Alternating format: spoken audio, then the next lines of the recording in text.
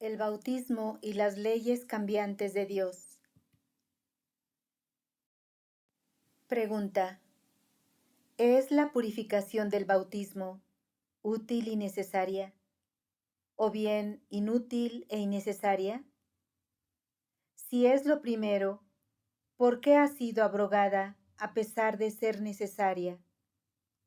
Y si es lo segundo, ¿por qué la practicó Juan a pesar de ser innecesaria? Respuesta: el cambio y la transformación de las condiciones y la sucesión y revolución de las edades figuran entre los requisitos esenciales del mundo contingente, y los requisitos esenciales no pueden separarse de la realidad de las cosas.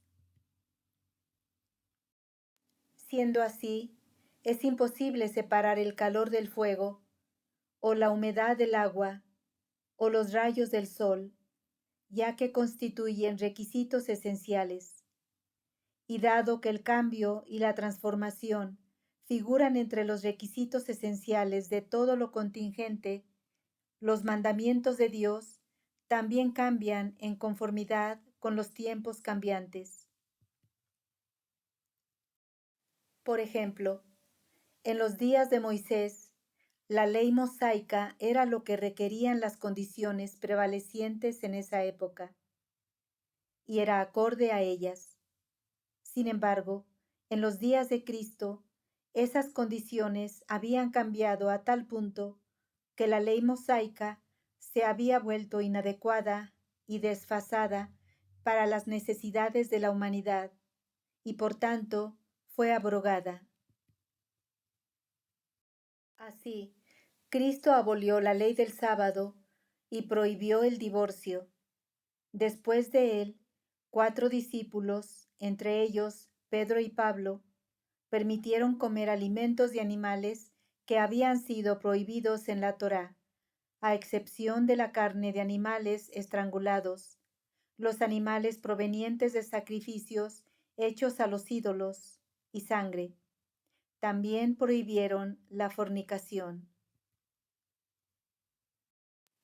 De esta manera, mantuvieron estos 4 mandamientos.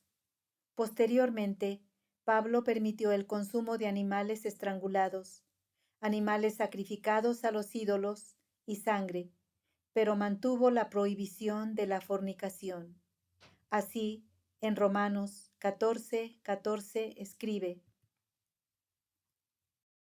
bien sé, y estoy persuadido de ello en el Señor Jesús, que nada hay de suyo impuro, a no ser para el que juzga que algo es impuro, para ese sí lo hay.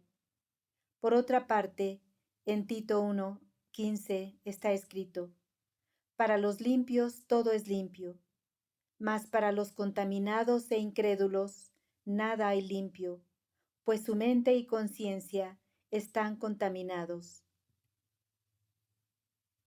Entonces, este cambio, esta alteración y abrogación fueron debido a que la época de Cristo no era comparable a la de Moisés.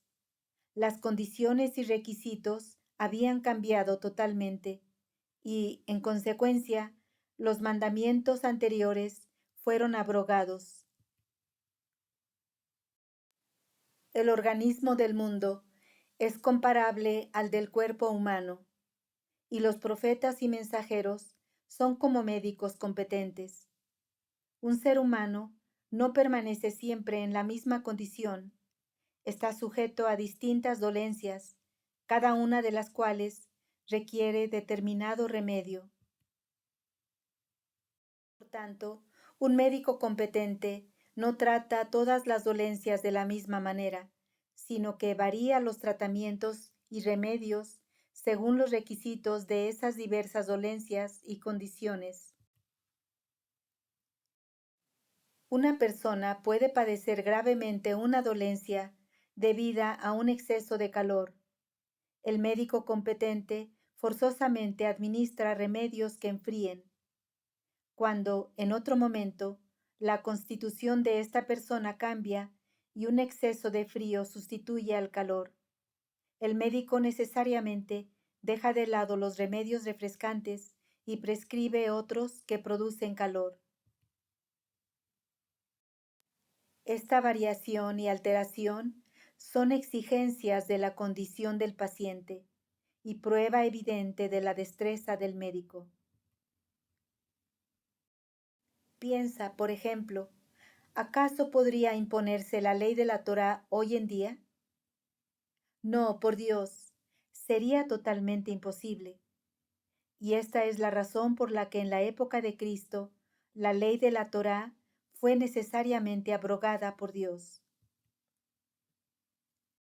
Observa, asimismo, que en los días de Juan el Bautista, la purificación por el bautismo servía para despertar y amonestar a la gente y hacer que se arrepintieran de todo pecado y esperasen la venida del reino de Cristo.